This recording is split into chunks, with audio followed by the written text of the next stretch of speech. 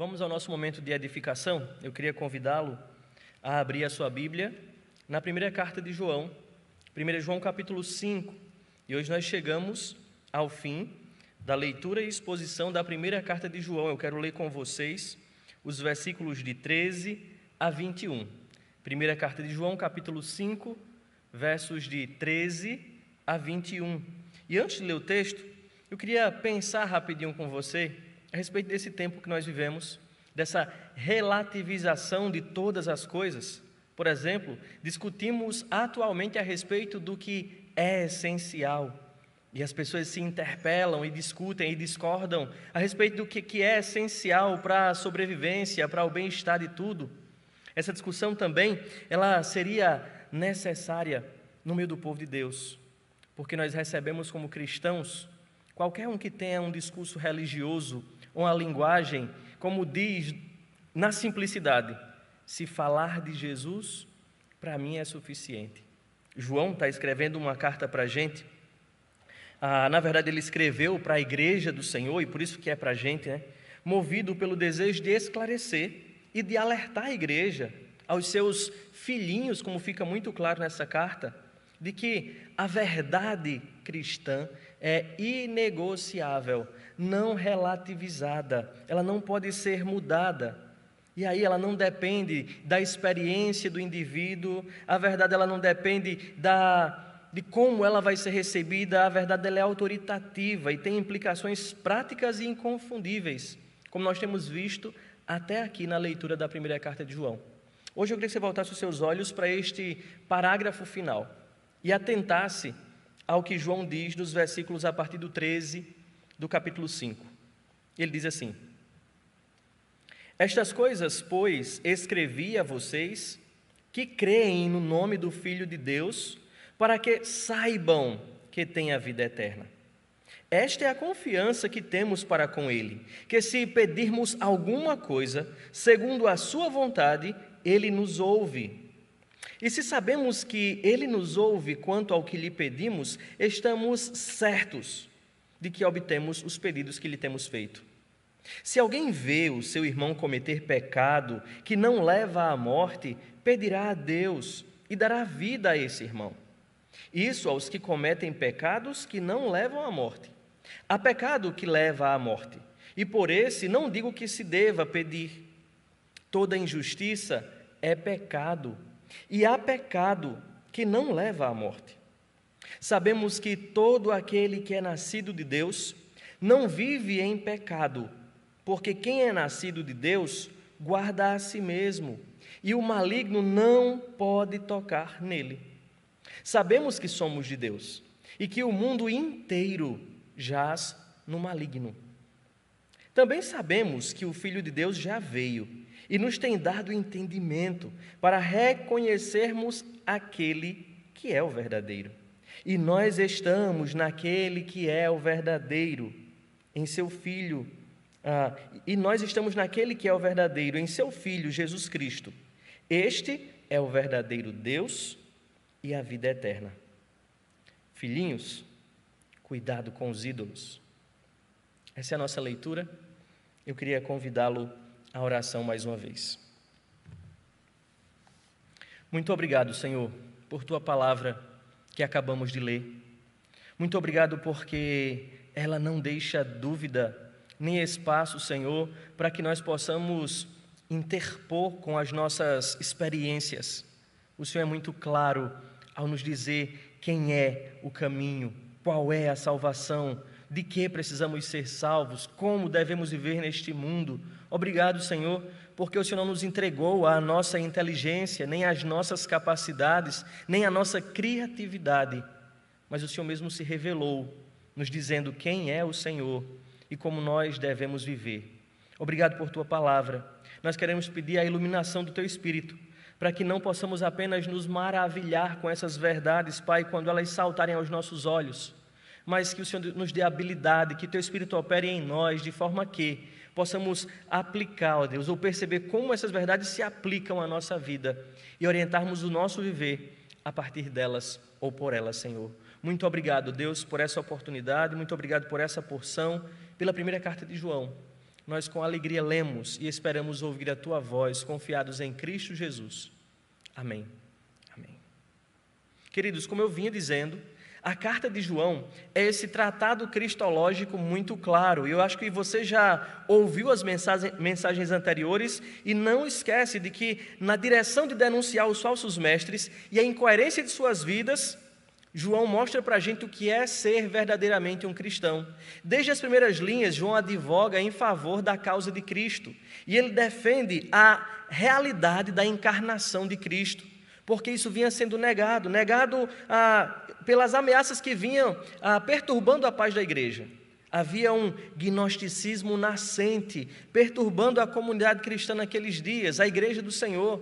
E João faz questão de denunciar a incoerência dessa heresia e dos seus pregadores, os hereges daqueles dias, mostrando que a realidade da encarnação de Cristo é necessária para que nós possamos ter verdadeira comunhão com Deus e com os nossos irmãos, para que possamos de fato desfrutar das benesses da salvação.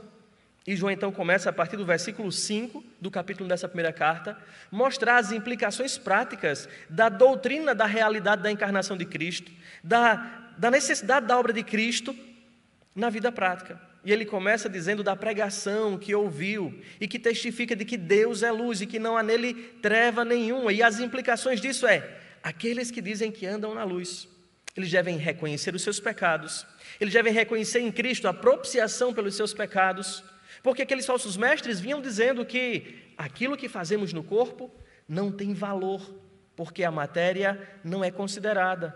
Somente o que é espiritual é que é bom. E é com base nesse pensamento que eles negavam a encarnação de Cristo, bem como a realidade de seus atos. E viviam de modo leviano, de modo licencioso, de modo promíscuo, no meio do povo de Deus, dizendo que eram verdadeiros salvos.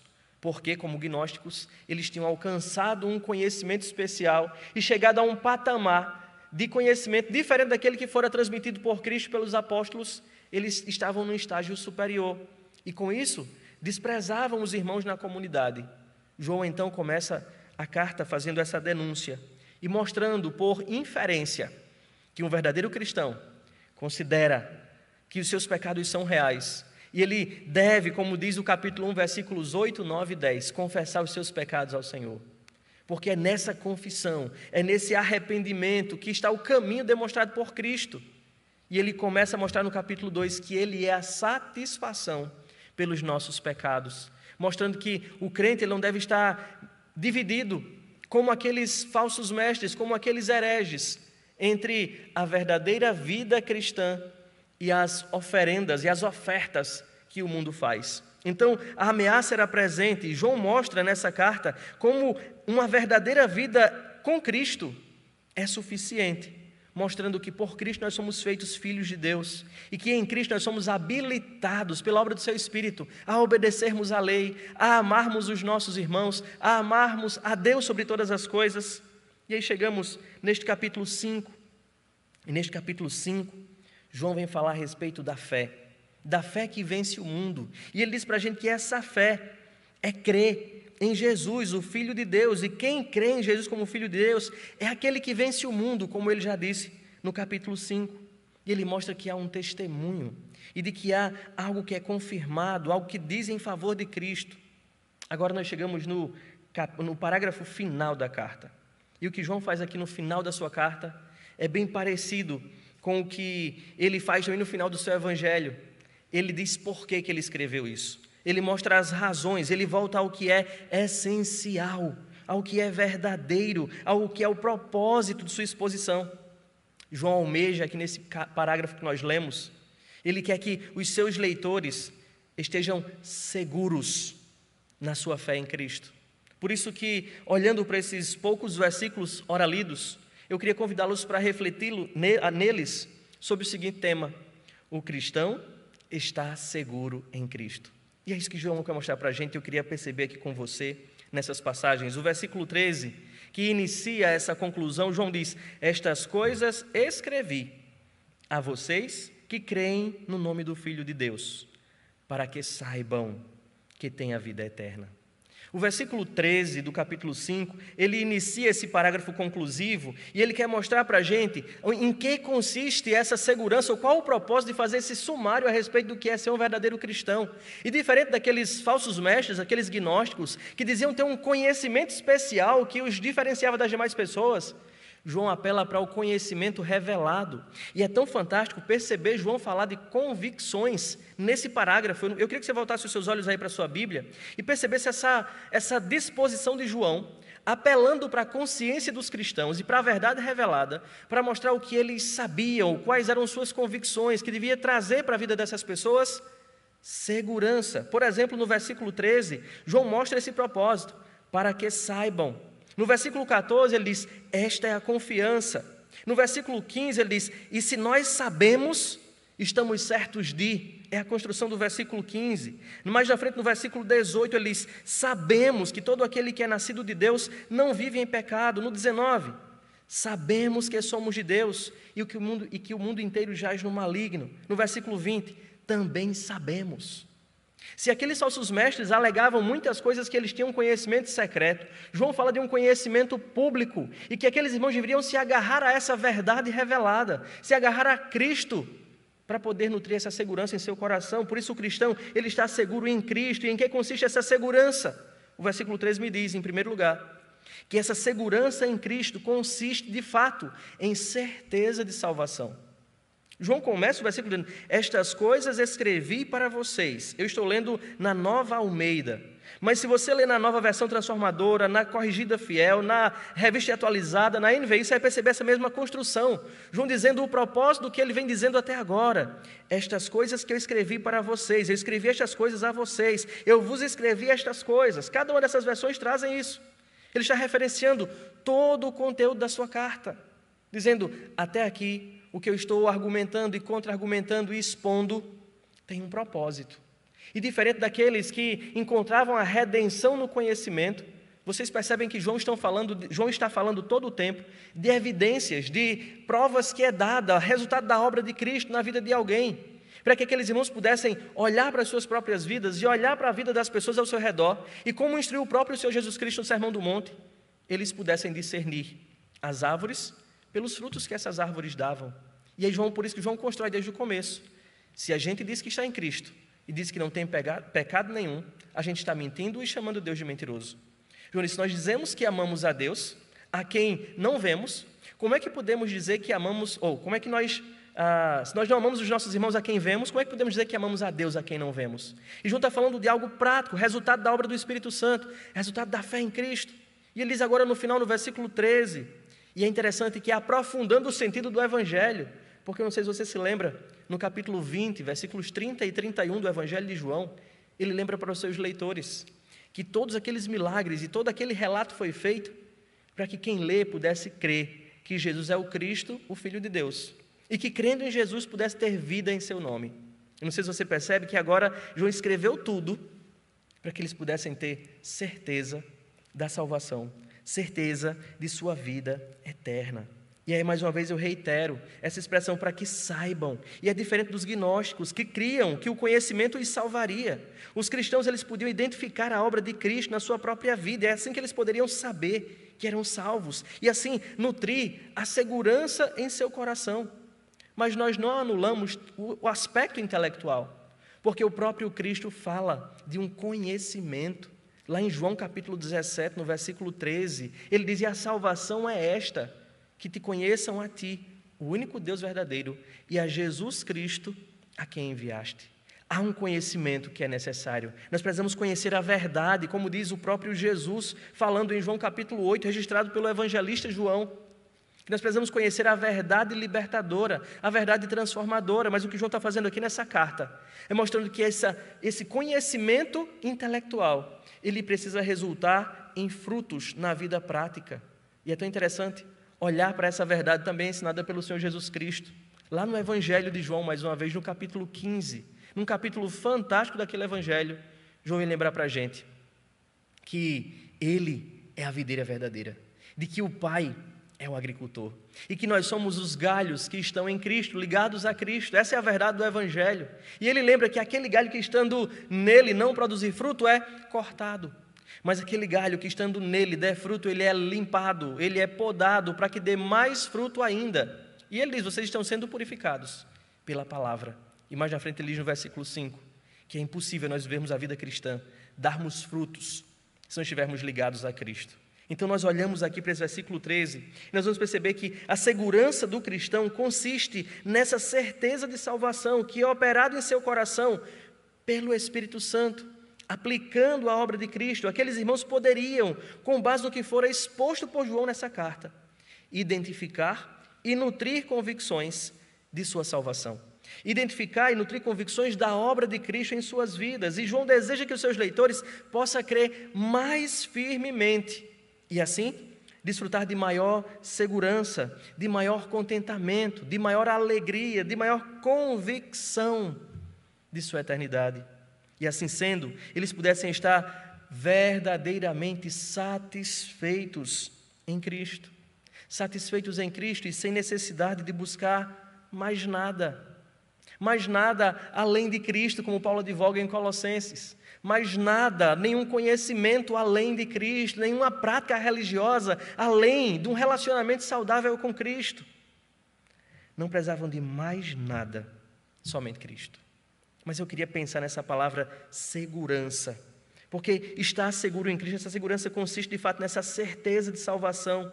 Mas por segurança eu não quero que você entenda que o cristão está isento de todo perigo, ou por segurança que o cristão está seguro em Cristo, protegido, salvo em Cristo. Eu não quero dizer que ele não tem necessidade de perseverar em meio às provações, ou ele pode passar por momentos de perda, ou de adversidade, ou de perigo. Não é isso que eu quero dizer com estar seguro.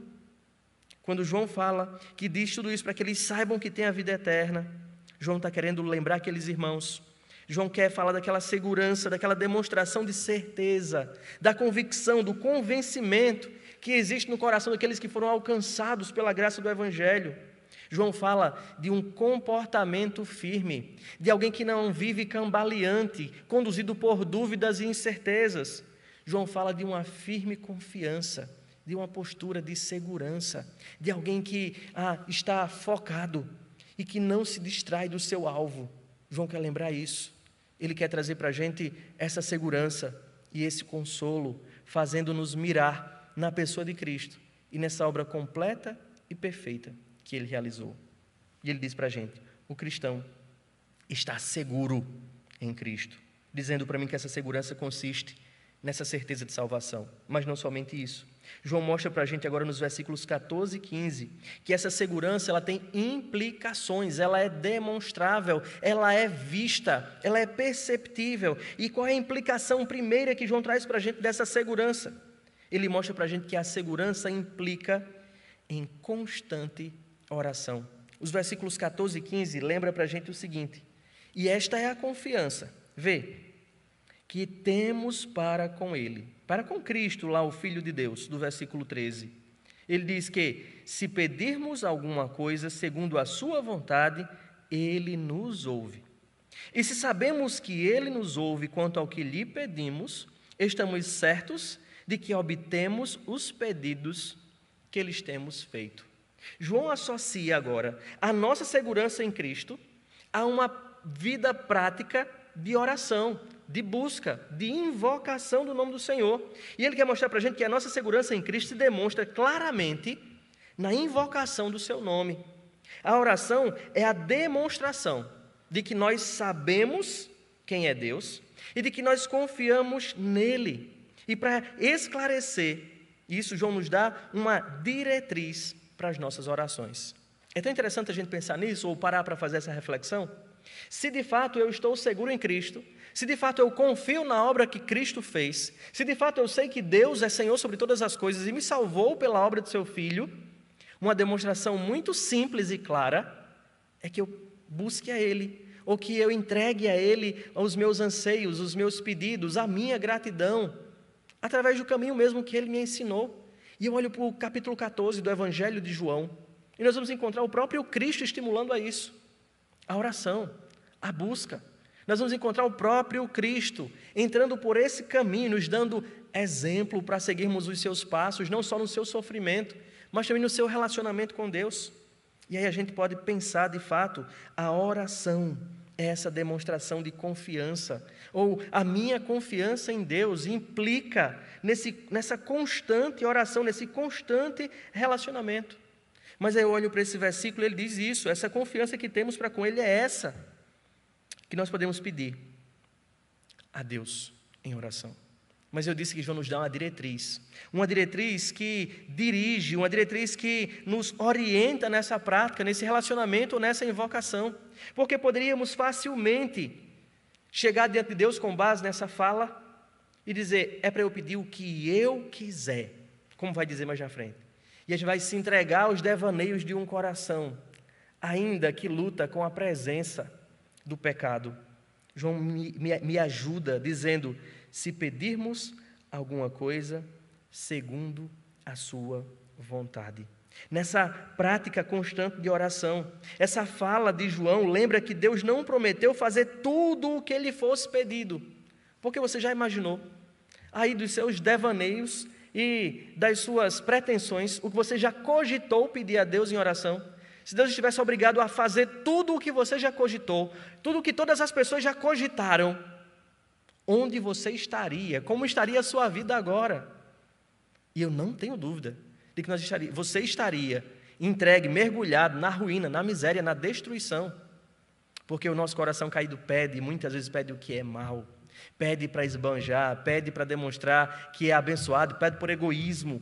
E aí João nos traz essa diretriz protetora, ele nos lembra que é segundo a sua vontade. Ele lembra com essa fala que não devemos pedir tudo o que vier à nossa mente ao Senhor, mas que no coração daqueles que têm segurança em Cristo, que há temor ao Senhor, Ele vai avaliar em seu coração o que deve pedir ao Senhor. E eu digo a você, essa diretriz é maravilhosa, é uma maravilhosa restrição de Deus. Ele nos lembra que devemos submeter a Ele os nossos desejos pessoais, entregar a Ele, confiar a Ele os nossos caminhos, e a vontade dEle é que deve ser estabelecida, como lembra Provérbios, capítulo 16, versículo 3. O que seria de nós, irmãos? Reitero, se Deus atendesse todos os nossos desejos, todos os nossos pedidos. Deus ouve a oração do seu povo. É isso que João quer lembrar. Aqueles que estão em Cristo, eles estão nessa posição segura de que podem buscar o Senhor e certos de que serão ouvidos. E é isso que ele vai dizer para a gente no verso que se segue.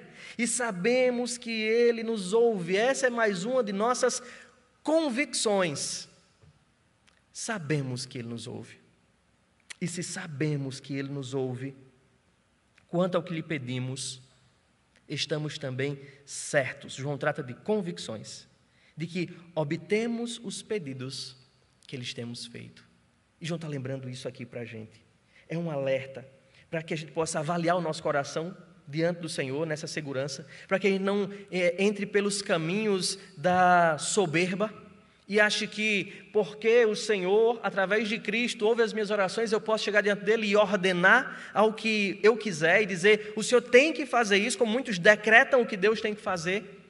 Esses versículos vão lembrar que o temor do Senhor precisa estar associado à nossa prática da oração.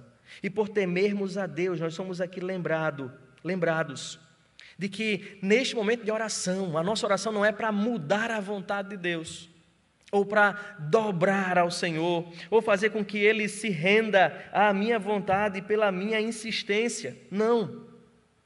A minha oração, ou esse rico meio de graça, ele é um meio de Deus tratar o meu coração. É um meio de Deus me fazer, de fato, entender a sua vontade. E eu olho para o próprio exemplo do Senhor Jesus Cristo, naquela noite em que Ele seria traído, Ele ora agoniado ao Senhor. Mas Ele demonstra na prática esse exemplo de submissão da vontade. Senhor, passa de mim este cálice, contudo se faça a Tua vontade e não a minha. João está aqui também nesses 2 versículos, lembrando a igreja que se eles têm, ou se a igreja tem uma fé verdadeira, eles não podem também ceder ao comodismo, que é o que muitos de nós fazemos. Às vezes, iludidos por uma falsa compreensão das doutrinas da Escritura Sagrada. E pensamos, Deus conhece todas as coisas, Deus conhece meu coração. Deus conhece as minhas necessidades. Para que orar? E aí nós esquecemos de que a oração é essa demonstração da nossa confiança no Senhor. É essa demonstração de que nós estamos seguros no Senhor, de que sabemos que Ele é o Senhor. Então, essa fala de João também é um alerta para que a gente não sucumba na nossa falsa segurança e se entregue à preguiça espiritual, ao ócio, à irresponsabilidade. E aí João vai trazer essa fala para a gente. Se temos essa confiança no Senhor, oremos, porque sabemos que Ele nos ouve. E se Ele nos ouve, Ele nos responde. Isso não quer dizer também de que todas as respostas de Deus são favoráveis. Deus muitas vezes responde ao seu povo. E a resposta de Deus muitas vezes, ela pode ser negativa. Porque como diz lá em Tiago, muitas vezes pedimos mal. Pedimos para esbanjar com os nossos próprios prazeres. Então, o cristão está seguro em Cristo. E essa segurança consiste nessa certeza de salvação. E essa segurança implica numa constante vida de oração. Mas João, ele não deixa a gente numa posição confortável. Os versículos 16 e 17 se configuram para mim nos textos mais difíceis dessa carta. E que se nós não fôssemos apegados à palavra, se fôssemos um pregador alheio aí, pularíamos essa parte. Mas o texto nos obriga. E João diz para a gente agora no verso 16. Se alguém vê o seu irmão cometer pecado que não leva à morte, pedirá, e Deus dará vida a esse irmão. Isso aos que cometem pecado que não levam à morte. Há pecado que leva à morte. E por esse não digo que se deva pedir. Toda injustiça é pecado, e há pecado que não leva à morte. João ainda está discutindo dentro dessa segurança que o cristão desfruta em Cristo. E ele alerta para essa bênção que é a oração como um meio de graça. E ele vai lembrar aqui para a gente de que essas orações, os benefícios da oração, não estão restritos a mim como indivíduo que desfruto da segurança em Cristo, mas que os benefícios de uma vida de oração são válidos também para os nossos irmãos, para as outras pessoas. E eu não sei se você consegue perceber, mas João mostra para a gente que a minha segurança em Cristo, eu estou tão certo e convicto de quem eu sou em Cristo, que eu não só oro por mim, mas também eu intercedo pelos meus irmãos. João não está aqui nesse texto apenas alertando quanto à apostasia, mas João está falando também da minha responsabilidade de orar pelos meus irmãos. O versículo 16, ele alerta quanto ao risco de nos tornarmos insensíveis e egoístas como cristãos, de sermos aqueles juízes severos e acharmos que eu sou salvo, estou seguro em Cristo, os outros que se lixem. E a gente muitas vezes se comporta assim. E nós vemos os nossos irmãos sofrendo, lutando com os seus pecados, caindo muitas vezes em ruína, e nós somos muitas vezes indiferentes. O versículo 16 é uma exortação a que possamos orar pelos nossos irmãos. Olha o que diz o verso 16, atento novamente para o texto. Eu vou ler agora na Nova Versão Internacional, NVI, quando ele diz: se alguém vir seu irmão cometer pecado, ore. Eu pulei um pedacinho de propósito, mas João está mandando orar pelos irmãos que nós vemos. Eu não sei se você lembra de passagens como Mateus 18, que Jesus manda que a gente possa tratar com o faltoso. E a gente muitas vezes se limita a essa ideia de passar o pecado na cara do outro e tentar convencê-lo de arrependimento. E nós esquecemos desse elemento que Deus nos dá, a intercessão. Vermos irmãos nossos que foram igualmente comprados pelo sangue de Cristo, caminhar rumo à ruína, caminhar para a destruição, e não nos deixarmos tocar de compaixão, nós estamos agindo ao contrário da segurança que nós temos. O versículo 16 quer nos lembrar de que a oração, este meio de graça, pode ser valiosa para resgatar um irmão da morte. É isso que ele alerta para a gente. Eu vou ler agora na Nova Almeida novamente. Se alguém vê seu irmão cometer pecado que não leva à morte, pedirá, e Deus dará vida a esse irmão. O versículo 16 apresenta para a gente, ele nos lembra que enquanto houver espaço para o perdão, a morte não retém totalmente aquele indivíduo. que nós podemos interceder e Deus, na sua infinita bondade, pode se compadecer daquela pessoa e conduzi-lo a um genuíno arrependimento. E esta oração é este meio de graça, um meio de abençoar a igreja. Mas há algo a ser observado nesse versículo. João não está negando que tudo o que é contrário à lei de Deus seja pecado. Porque numa leitura rápida e isolando o versículo do contexto da primeira carta de João, nós podemos dizer que João está dizendo que existem pecados que não matam, existem pecados que não estão associados à morte, existem transgressões que o Senhor não considera. E não é isso que João está dizendo. O verso 16 continua dizendo: isso aos que cometem pecados que não levam à morte. Há pecado que leva à morte. E por esse, não digo que se deva pedir. E aí vem a grande dificuldade do nosso texto. João não está negando que tudo o que é contrário à lei de Deus seja pecado. E ele nem nega que a natureza do pecado é a morte. Eu não sei se você vai lembrar da leitura, mas desde o começo da carta, João não faz diferença entre pecados. Se você prestar atenção, no capítulo 1, no versículo 8, ele vai dizer para a gente, se a gente não disser, se a gente negar, ou se dissermos que não temos pecado nenhum, nós mesmos nos enganamos. João não faz diferença de pecado. Quando chega no capítulo 2, no versículo 6, ele vai dizer que toda transgressão da lei é pecado. Se você caminhar mais uma vez no capítulo 3, ele vai lembrar que toda injustiça é pecado. E que esses pecados são suficientes, sem distinção, para condenar o homem à morte. Então, eu não posso olhar para esse versículo 16 de João e achar que João esteja fazendo, como pensam os romanistas, com base nessa passagem, que João está fazendo distinção entre pecados, classificação de pecados de pecados que são mais graves e pecados menos graves. Se assim pensássemos com base num único versículo, nós estaríamos contradizendo o próprio ensino de João na sua primeira carta. E não somente o próprio ensino de João na primeira carta, estaríamos contradizendo todo o Novo Testamento. Quando nós vemos o apóstolo Paulo, o apóstolo Pedro, Judas e todos os autores do Novo Testamento falar de que o pecado ele está associado à morte. De que o pecado, como Paulo vai dizer escrevendo aos Romanos, o salário do pecado, de forma indiscriminada, é a morte. E o dom gratuito de Deus é a vida eterna. Então, eu não posso pensar que João aqui esteja fazendo uma distinção entre pecados que são mortais e pecados não mortais, como prega o romanismo. Aqueles que separam totalmente o homem de Deus e aqueles que não afetam o homem, a relação do homem e Deus. Alguns querem fazer essa distinção. João Calvino, olhando para esse versículo 16, ele comenta e diz o seguinte: onde houver uma transgressão da lei, aí há um pecado e aí há morte. Quando nós olhamos para os nossos símbolos de fé, nós vamos ver que não existe nenhum pecado inocente, ou nenhum pecado que, por menor que ele seja, se não houver arrependimento, não seja suficiente para condenar o homem à morte. Então, esse versículo não está interessado em fazer uma distinção entre pecados graves e pecados não graves. Mas João está também aqui desencorajando a igreja a orar por aqueles que pecaram para a morte.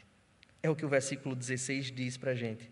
Há pecado que leva à morte, e por esse não digo que se deva pedir. Não é um mandamento a não orar, e quem orar está em pecado. Mas João está dizendo para a gente que se aquela pessoa comete um pecado contra Deus, e esse pecado é suficiente para separá-lo de Deus, e a gente vai já pensar sobre que pecado é esse. Ele está dizendo, não ore, porque não adianta. Deus não vai agir ao contrário de sua vontade. Lembra do que ele já ensinou no versículo 14? Que nós devemos pedir o que é da vontade de Deus. Então, se essa pessoa está vivendo ao contrário da vontade de Deus e fora da vontade de Deus, contrário ao que ele revela na sua palavra, não adianta orar por ele. João está desencorajando a orar por aqueles que pecaram para a morte. E é interessante que ele está lembrando que Deus não vai agir ao contrário de sua natureza, ao contrário de sua vontade.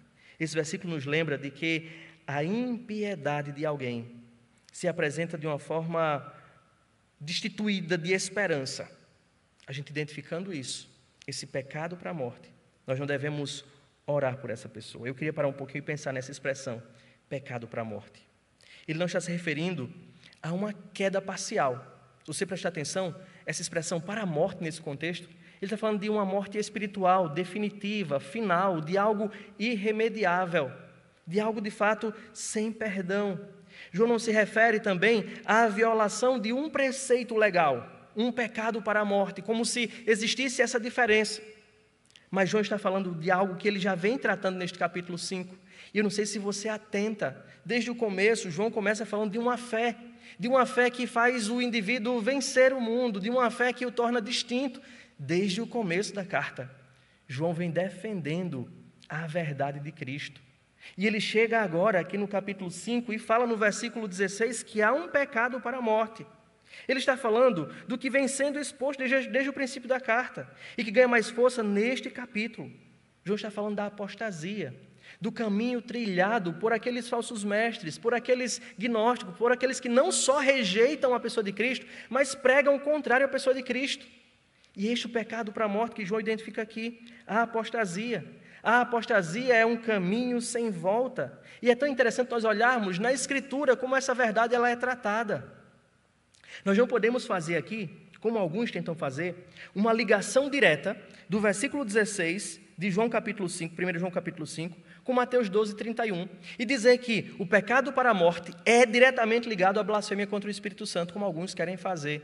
Ou que esse texto está diretamente ligado a outras passagens. Exegeticamente falando, é impossível essa ligação, não dá para ver. Mas fazendo reflexões teológicas, nós vamos perceber essa associação entre a blasfêmia contra o Espírito Santo, com Hebreus capítulo 6, versículo 4, e essas expressões aqui no versículo 16 de João, elas têm algo em comum, e todos apontam para este comportamento, a apostasia. E aqui eu queria parar e pensar, o que é um apóstata?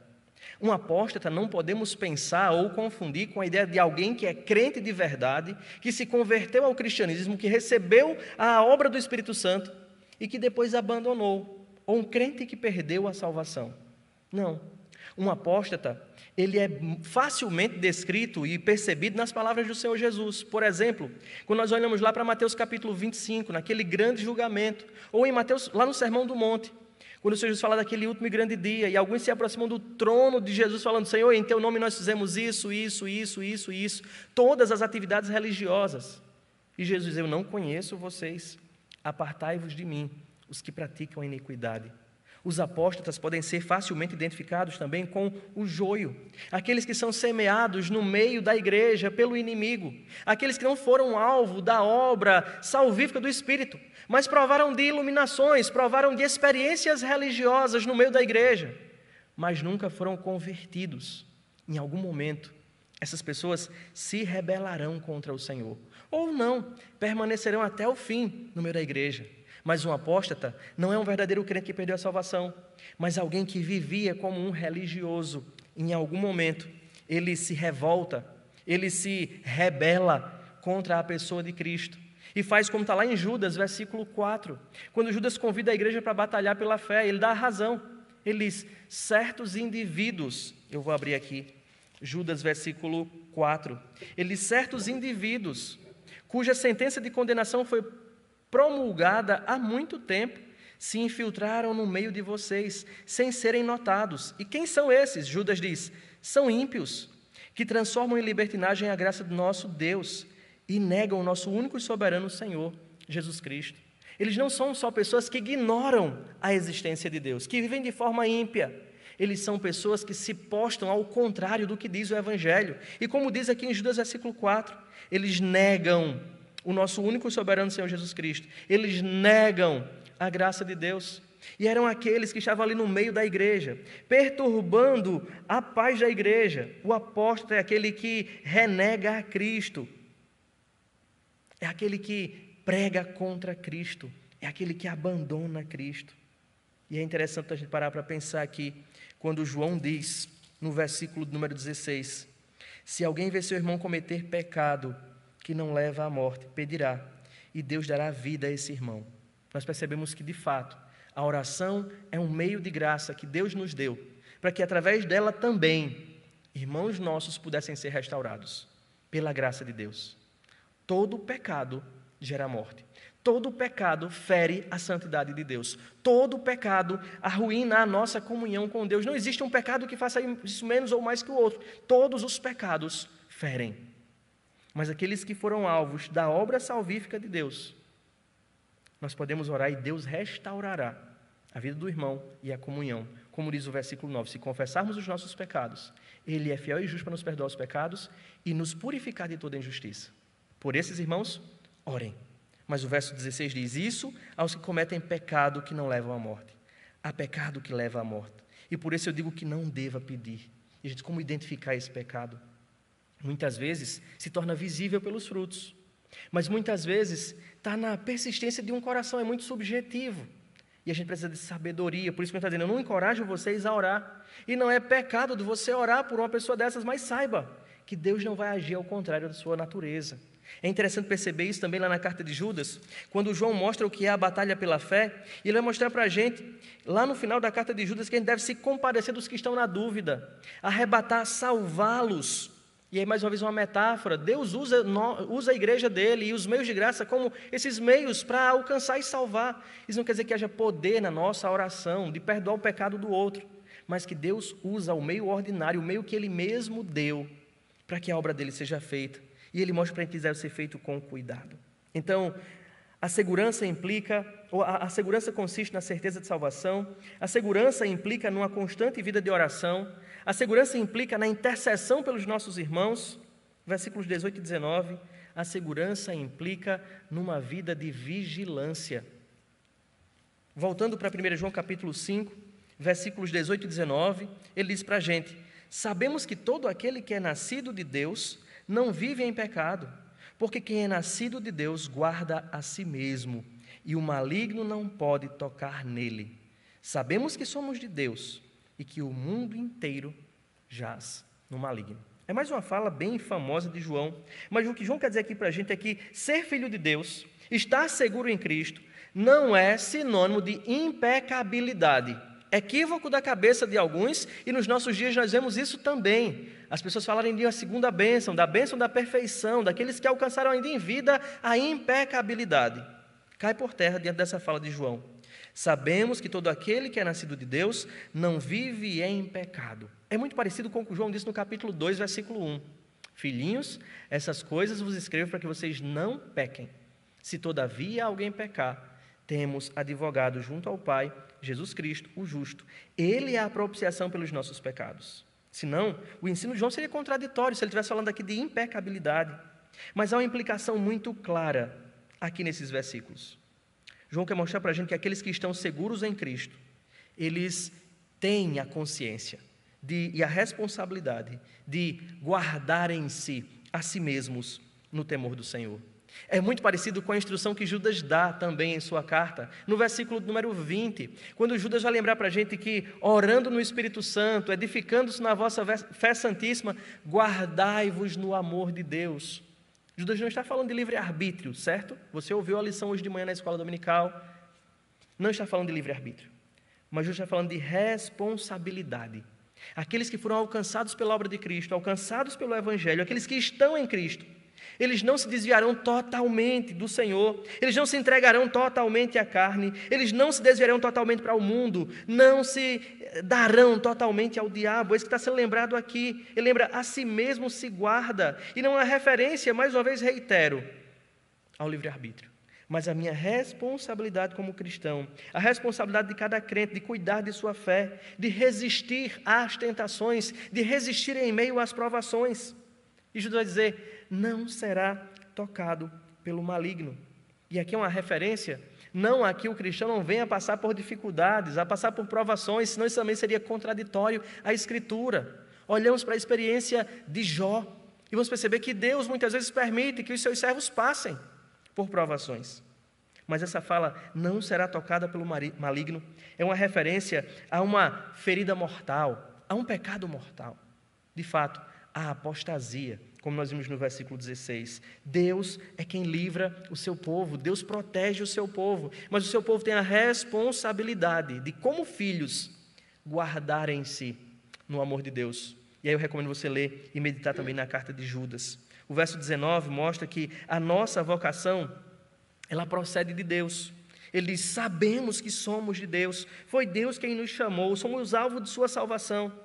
Por essa razão é que não somos orientados pelo mundo, é por essa razão que não nos entregamos ao mundo, porque o mundo inteiro não foi vocacionado por Deus, o mundo inteiro jaz no maligno. Isso não está dizendo que nós estamos no mundo, mas não somos do mundo, nem orientados pelo mundo. Por isso nós devemos estar atentos às orientações da palavra de Deus.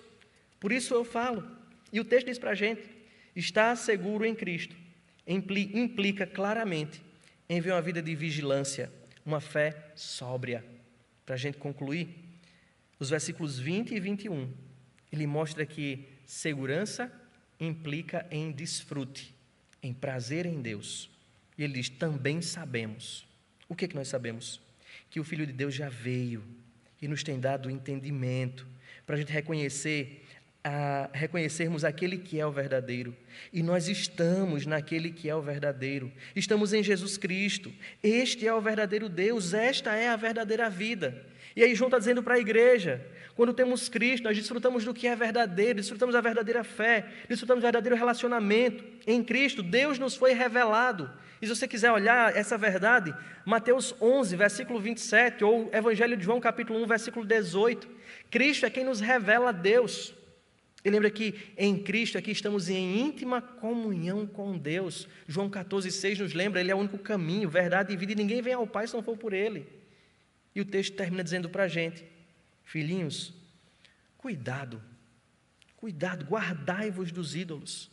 Vocês estão em Cristo, desfrutando do que é verdadeiro. Vigie o coração de vocês, para que não sejam levados por essas influências, para que não sejam influenciados pelas ideologias ou por toda tentativa humana de resolver os seus problemas ou de buscar contentamento, salvação e segurança. Cuidado com os ídolos. E a gente pensa que isso está fora da linha do que João vem tratando, mas é tão somente isso, como ele já está falando no capítulo 2. A gente não deve amar o mundo, nem as coisas que há no mundo, porque o amor do Pai não está no mundo. Por isso ele diz: cuidado, porque o mundo parece muitas vezes sedutor, colorido, atrativo, e o nosso coração muitas vezes parece que anseia por essas coisas. E ele diz: cuidado, desfrute de Deus, esteja em Deus, olhe para Cristo, tenha prazer em Cristo, tenha prazer em Deus, e não deixe espaço no seu coração, ou espaço para estar descontente. Reflita em Cristo, medite em Cristo. Eu estou dizendo essas coisas a vocês para que vocês saibam que vocês são de Cristo, que vocês têm vida em Cristo. É a conclusão de João. E eu sei que a hora já está bem adiantada, mas eu queria que você pudesse pensar aí, o que esses versículos trazem como implicação para a sua vida. O que significa estar seguro em Cristo na opinião de João, aí na exposição do próprio Evangelho. E eu queria que você pudesse pensar nisso. E rapidamente eu queria pontuar. Primeiro, olhar para a doutrina exposta por João. Ele defende a encarnação de Cristo e a realidade da obra de Cristo. E a gente muitas vezes fica pensando em doutrinas é bom conhecer conceitos, mas João vai dizer para a gente: eu expus essas doutrinas a vocês para que vocês desfrutem de Cristo. É o resumo da carta de João. Porque toda doutrina verdadeira, ela vai me levar ao prazer e à alegria em Deus. Então o que eu quero dizer a vocês, as doutrinas cristãs não só nos trazem conhecimento. O verdadeiro conhecimento, um conhecimento saudável, deve nos conduzir ao desfrute, ao prazer em Deus. Você tem crescido no entendimento de Cristo? Na assimilação das doutrinas? Que bom saber conceitos teológicos. Mas se esses conceitos têm dado prazer ao seu coração, alegria à sua alma, segurança em Cristo, João escreveu com esse propósito. Ele expôs teologia, ele discutiu conceitos, doutrinas, para que vocês saibam que vocês têm a vida eterna, para que vocês desfrutem. Irmãos, todo o nosso conhecimento teológico deve me conduzir ao deleite, ao desfrute e ao prazer em Deus. Segunda coisa que eu quero destacar aqui: a nossa confiança em Cristo, a nossa segurança em Deus, não deve ser reduzida apenas à intelectualização, à fé intelectualizada. A verdadeira fé se demonstra em ações, em transformação de vida. Então a nossa confiança, nós demonstramos que confiamos em Deus. E aqui na primeira carta de João fica muito claro, quando nós nutrimos e alimentamos uma vida de oração. Nós não podemos ser levados por essa enxurrada de tudo rápido, e a gente muitas vezes não tem tempo de parar para nos deleitarmos e termos prazer em Deus orando, dialogando, conversando, se relacionando com Ele. Nós demonstramos a nossa confiança de uma forma bem simples, orando. E eu paro e pergunto: como está a sua vida de oração? Você é alguém que está vivendo apressadamente e não tem tempo de orar? Ou é alguém que sabe que Deus conhece tudo e não tem mais sido estimulado a orar? Ou é alguém que acha que Deus não responde às orações? João lembrou aqui para a gente que nós devemos orar pedindo o que é da vontade de Deus, e que Deus tem prazer de abençoar os seus filhos, e que essa é a forma que nós temos para demonstrar que confiamos. Essa é a nossa confiança. Na prática ela se traduz numa vida de oração. E eu queria pontuar em terceiro lugar: a oração é um meio de graça. Deus nos deu essa dádiva para nos abençoar. É um meio de sermos abençoados e provarmos das graças do Senhor. Não é um meio de forçarmos Deus a fazer algo contrário à sua natureza. Não tome a oração como um meio de guerra, para dizer: Deus, você tem que fazer o que eu quero que você faça. Não. A oração é um exercício espiritual para conformar a minha vontade à vontade de Deus. A oração é um meio de me tornar submisso ao Senhor e contente com a vontade dEle. Então, encare esse privilégio como um meio de demonstrar sua confiança em Deus, mas também como esse meio de graça do Senhor transformar o nosso caráter. Eu queria destacar em quarto lugar, perguntar a você, na verdade: você tem orado pelos seus irmãos que você sabe que estão vivendo uma baixa na fé, que estão em pecado? Você tem orado pela restauração de pessoas caídas? Ou você não consegue exercer compaixão? Olhando aqui para João, ele estimula a igreja que se eu vejo alguém cometer pecado, eu preciso orar para que Deus restitua-lhe a vida, para que Deus restaure aquele irmão. Eu preciso olhar para a carta de Judas e perceber que a compaixão pelos que estão no erro, dos que estão em dúvida, é marca de um verdadeiro cristão. Jesus, falando no Sermão do Monte, diz que nós somos, ou bem-aventurados são os misericordiosos. E nós demonstramos compaixão e misericórdia também quando nós oramos pelos nossos irmãos. E eu queria terminar essa exposição lembrando: desfrute. Desfrute de Deus. Desfrute de Cristo. Não reduza o seu relacionamento com Deus a conceitos intelectuais, a conceitos teológicos. Lembre-se do nosso fim supremo e principal: é glorificar a Deus e gozá-lo para sempre. Não são coisas que fazemos separando um do outro. É à medida que nós glorificamos a Deus, precisamos estar tendo prazer nele. E nós muitas vezes nos detemos à ideia de querer assimilar tudo para tentarmos glorificar a Deus e esquecemos de fazer isso tendo prazer nele. João termina a sua carta chamando a gente para pertinho de Deus, para um relacionamento próximo, de segurança, de alegria, de desfrute. E eu queria terminar lembrando disso. A verdade para o cristão é algo inegociável. E os frutos de uma verdade negociável é inconfundíveis. Então, eu preciso lembrar disso olhando para a carta de João. Um verdadeiro crente, ele vive de um modo tal que se torna visível ao mundo. Não somente o seu proceder conforme a lei, mas a alegria e o desfrute que ele tem no Senhor. Que Deus possa nos ajudar a entender que, de fato, crer em Cristo é o que é essencial para a gente. E que essa verdadeira fé redunda em verdadeira vida. Que Deus abençoe. Eu queria convidar você para a gente orar e encerrar esse momento. E também, depois que nós orarmos, eu queria que você permanecesse aí um pouquinho para alguns avisos da nossa igreja. Muito obrigado, Senhor, por Tua palavra. Muito obrigado por Sua graça. Muito obrigado por Cristo, Senhor, pela obra do Teu Espírito em nossas vidas. Muito obrigado porque quando o Senhor age em nós, isso é indubitável na nossa mente e no nosso coração. E também, Senhor, para aqueles que veem o resultado da Tua ação nas nossas vidas. Obrigado porque todas essas coisas ficarão registradas, para que nós possamos saber que somos do Senhor. E sabendo que somos do Senhor, possamos desfrutar dessa segurança, dessa alegria, Senhor, orando, exercendo misericórdia na intercessão, Senhor, bem como vigiando e sendo sóbrio, para não darmos margem para o pecado que ainda está aqui, Senhor, presente. Tem misericórdia, Senhor, da tua igreja. Não permita que caiamos em confusão, dando lugar às nossas dúvidas, ou às incertezas do nosso coração, ou à nossa criatividade que muitas vezes divaga do Evangelho. Mas possamos, Pai, com sobriedade, identificar a tua graça agindo em nós. Isso gerar em nós segurança, alegria e prazer no Senhor. Abençoa a tua igreja, Senhor, nessa semana que se inicia. Que o Senhor Deus nos dê graça para suportarmos as aflições desse tempo, apegados ao Senhor e convictos de nosso fim, que é glorioso. Sustenta-nos, Pai, e nos livra do mal, em nome de Jesus. Amém. Amém. Queridos, rapidinho eu queria aqui fazer alguns lembretes, a igreja principalmente. Primeiro eu queria compartilhar que foi uma bênção a nossa primeira distribuição de cestas básicas. Há 8 dias, no sábado, 8 dias atrás, nós fizemos a primeira distribuição e distribuímos 140 cestas básicas, fruto da contribuição da igreja. Mas nós queremos estimular os irmãos a continuar contribuindo, porque em junho pretendemos repetir essa distribuição às mesmas famílias e, quem sabe, alcançarmos novas famílias. Então, desde já nós queremos agradecer pela abundante contribuição dos irmãos, que surpreendeu a nós e as congregações, e desafiá-los a continuar contribuindo. Mas a segunda coisa que eu quero lembrar aos irmãos, é que foi lembrado pela manhã, eu quero reiterar isso aqui, é que o edital de convocação da Assembleia Geral Extraordinária está aberto para o dia 11 de julho. E o nosso prazo para fazermos indicações para diáconos e presbíteros e pastor é até o dia 6 de julho, próximo sábado.